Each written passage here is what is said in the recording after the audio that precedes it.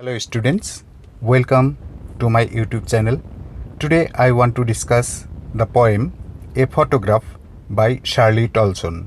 The poem describes a photograph.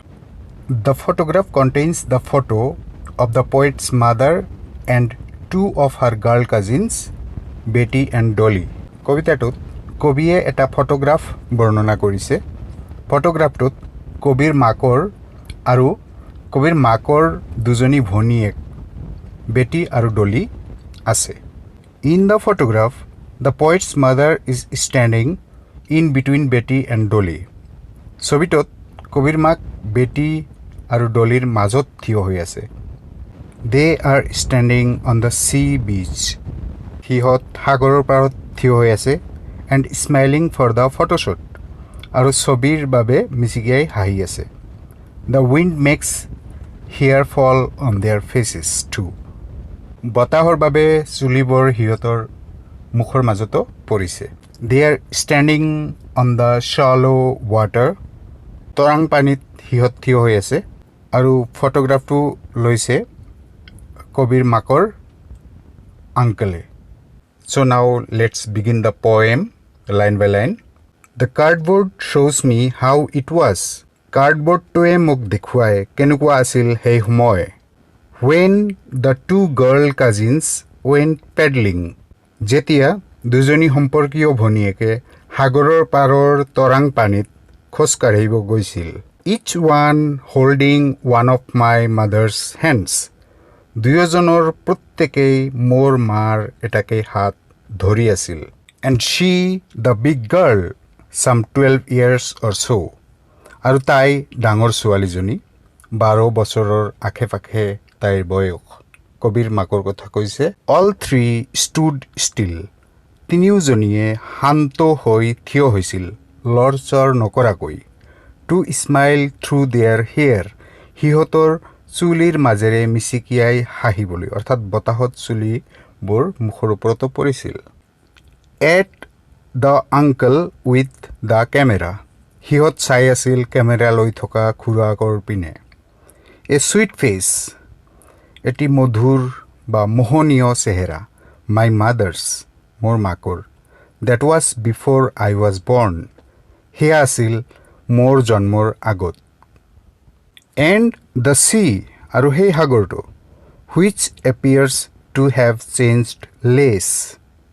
যি দেখাত তুলনামূলকভাৱে একেবাৰে কম পৰিৱৰ্তন হৈছে বা সলনি হৈছে।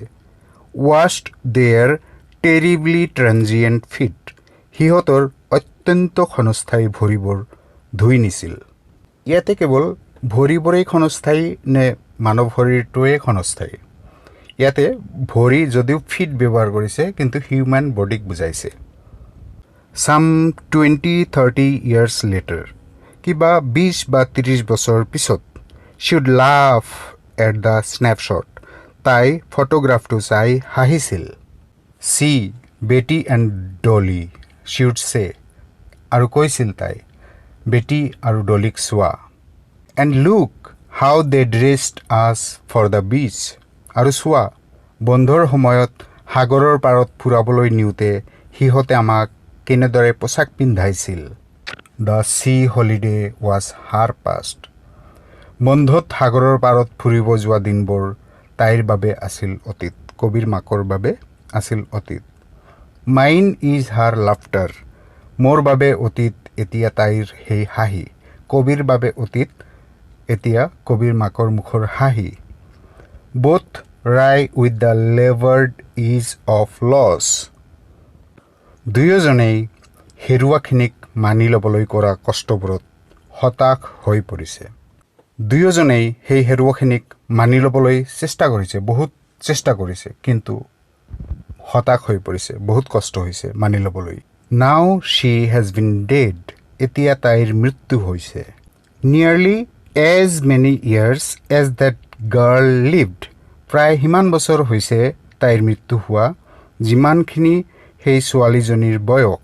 ইয়াত ফটোত থকা ছোৱালীজনী অৰ্থাৎ কবিৰ মাকৰ কথা কৈছে যাৰ বয়স 12 বুলি ইতিমধ্যে উল্লেখ কৰা হৈছে। গতিকে কবিৰ মাকৰ মৃত্যু হৈছে প্ৰায় 12 বছৰমান আগত।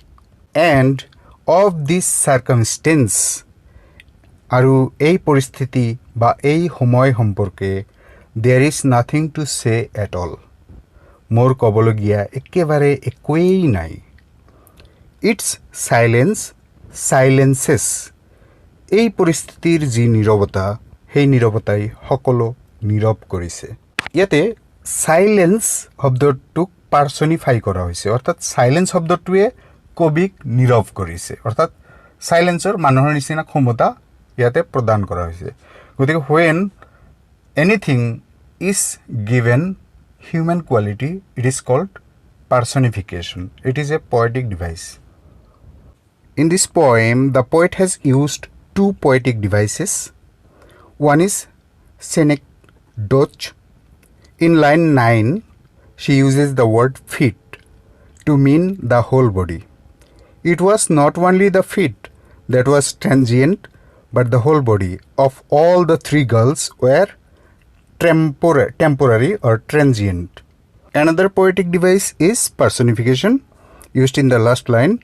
In the last line, the poet says, silence silences the poet. Then we get a word note so cardboard. Cardboard mane dart kagos. Pasteboard or thick stiff paper. Paddling means walk barefoot in shallow water. Torang panit khoskara huda bhurire. Still মানে লৰচৰ নকৰা অৱস্থা একেবাৰে শান্ত অৱস্থা ট্ৰেনজিয়েন্ট means temporary snapshot মানে photo ৰাই means express disgust disappointment annoyance মানে হতাশা প্ৰকাশ কৰা লেভাৰ্ড means very difficult despite of working hard বৰ কষ্ট কৰাৰ পিছতো জটিল হৈ থকা কোনো কাম ইজ মানে হল freedom from worry or problem সমস্যাৰ পৰা মুক্তি silence means state without sound অৰ্থাৎ শব্দ নোহোৱা এটা অৱস্থা I hope that this video will help you understand the poem if you have anything to ask on this poem go to the comment section below I shall try my best to answer you if you have not subscribed my channel yet do subscribe it now and press the notification bell for all to watch my videos first of all and finally thanks for watching